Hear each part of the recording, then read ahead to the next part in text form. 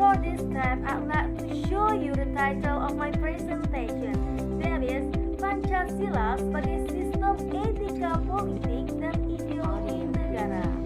Oke, baiklah. Pada pembahasan ini kita akan membahas dua topik utama. Yang pertama, membandingkan Pancasila dengan liberalisme dan komunisme. Kemudian yang kedua, menganalisa Pancasila sebagai ideologi terbuka. Sebelum kita membahas lebih lanjut tentang pembahasan ini, maka sepatutnya kita mengetahui apa itu ideologi negara. Oke, baik. Ideologi berasal dari kata idea yang berarti ilmu. Kemudian kata idea ini berasal dari bahasa Yunani yaitu ideos yang berarti bentuk. Maka secara harfiah ideologi merupakan ilmu yang mempelajari pengertian-pengertian dasar. Secara sintesa dari beberapa ahli disebutkan bahwa definisi ideologi ialah kumpulan-kumpulan suatu gagasan, ide-ide, keyakinan-keyakinan yang menyeluruh dan sistematis yang menyangkut segala bidang kehidupan manusia.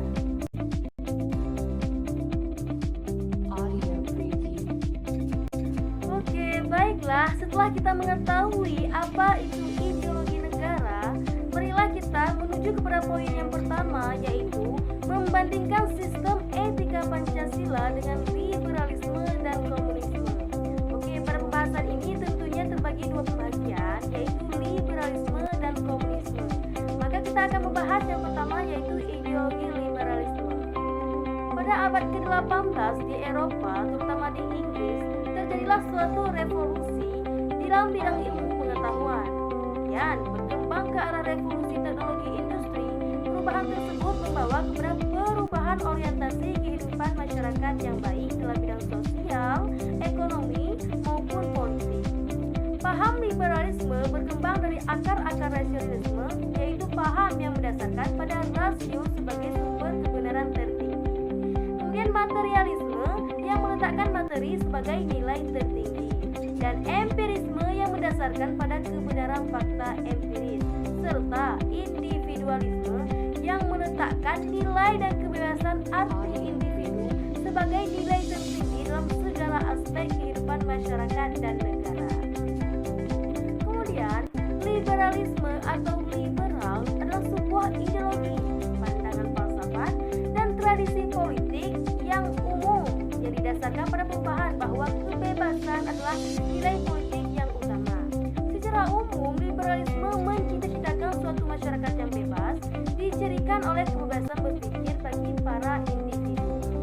Kemudian liberalisme menghendaki adanya pertukaran gagasan yang bebas, ekonomi yang mendukung usaha pribadi yang relatif bebas, dan suatu sistem pemerintahan yang transparan, dan menolak adanya pembatasan terhadap pemilikan individu. Kemudian negara penganut liberal ini yaitu Amerika Serikat, Argentina, Yunani, Rusia, Zimbabwe, Australia, Jerman, Spanyol, dan lain-lain.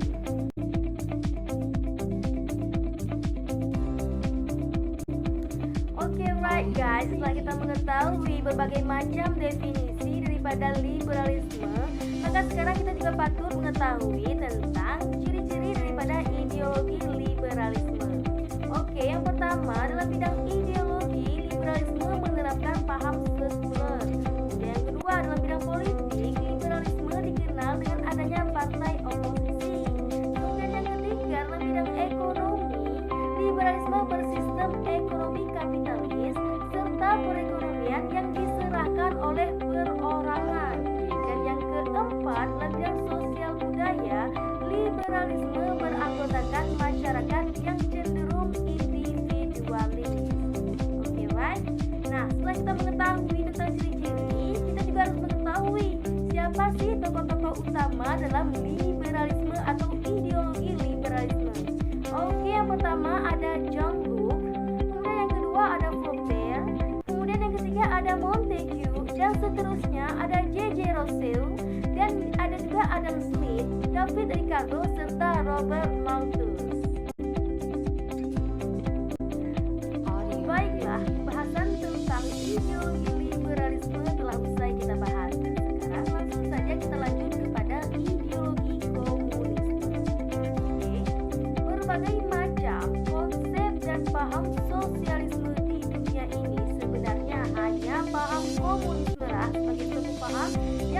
lengkap dan jelas. Kemudian, paham ini adalah sebagai bentuk reaksi atas perkembangan masyarakat kapitalis yang merupakan produk masyarakat liberal. Kemudian, berkembangnya paham individualisme liberalisme di barat berakibat munculnya masyarakat kapitalis menurut paham komunisme, mengakibatkan penderitaan rakyat. Komunisme muncul sebenarnya sebagai suatu reaksi atas penindasan rakyat kecil oleh kalangan kapitalis yang didukung oleh pemerintah. Ideologi komunisme adalah suatu paham yang mendahulukan kepentingan umum dibandingkan dengan kepentingan pribadi maupun golongan. Paham komunisme juga menyatakan semua hal dan sesuatu yang ada di suatu negara dikuasai secara mutlak oleh negara tersebut. Menurut paham ini berasal dari Manifest der Kommunisten yang diutus oleh Karl Marx dan Friedrich Engels. Itu sebuah manifest yang pertama kali diterbitkan pada 21 Februari 1848. Teori mengenai komunis, sebuah analisis pendekatan kepada perjuangan kelas sejarah dan masa kini dan ekonomi kesejahteraan. Ideologi komunisme pada hakikatnya bercorak partikular, yaitu suatu ideologi yang hanya membela dan diperuntukkan suatu golongan tertentu, yaitu golongan proletariat. Mahendra 1999. Dalam kaitannya dengan sifat lingkup pengembangan ideologi komunisme bersifat kosmopolitisme, yaitu mengembangkan hegemonia ke seluruh dunia.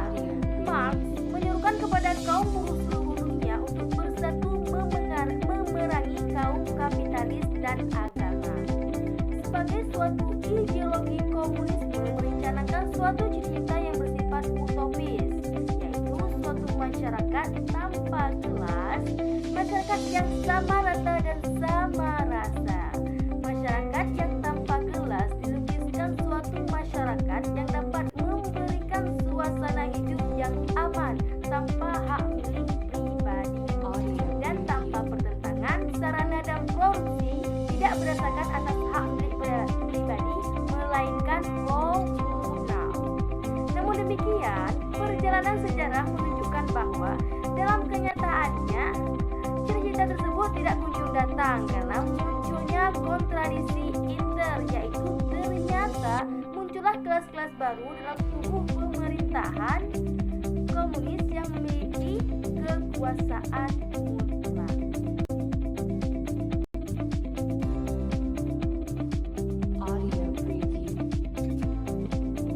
Baiklah, sama seperti ideologi liberalisme, di ideologi komunisme kita juga harus mengetahui beberapa ciri-ciri tentang ideologi komunisme. Baiklah, ada beberapa ciri-ciri dari ideologi komunisme. Langsung saja, yang pertama di bidang politik, ideologi komunisme bersifat tertutup. Yang kedua, di bidang ekonomi, ideologi komunisme, bidang ekonomi yang ditetapkan adalah sistem ekonomi etatisme. Dan yang ketiga, di bidang sosial budaya, ideologi komunisme tidak percaya dengan adanya Tuhan.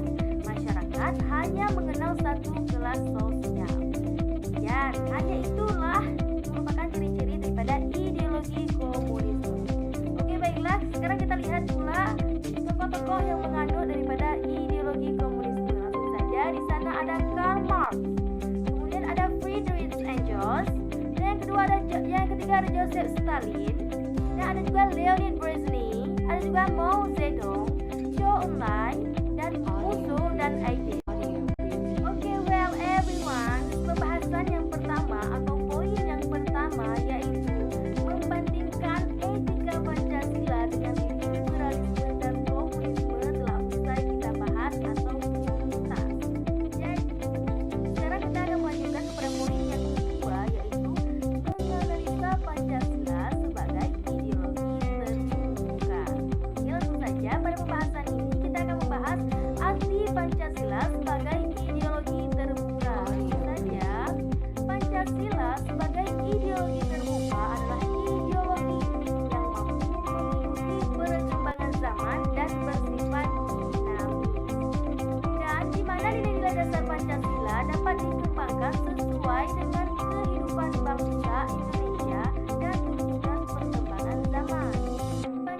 Pancasila sebagai ideologi terbuka memiliki makna di setiap sila yang terkandung dalam landasan negara, yaitu ketuhanan yang Maha Esa, kemanusiaan, persatuan, kerakyatan, dan keadilan bisa berkembang seiring dinamika kehidupan. Meski Pancasila sebagai ideologi terbuka, tapi nilai luhur yang ada pada falsafah Pancasila tidak goyah dan tertanam. Nah, dalam memahami atau menganalisa Pancasila sebagai ideologi terbuka, juga terdapat ciri-ciri daripada ideologi terbuka. Langsung saja, yang pertama, nilai dan cita-cita tidak dapat dipaksakan dari luar. Dan yang kedua, dasarnya bukan keyakinan ideologis sekelompok orang. Kemudian yang ketiga atau yang terakhir, nilai-nilai sifatnya dasar secara garis besar saja. Okay guys, just that my presentation today. Thanks for your attention and I'm so sorry for my mistake because as we know, nobody is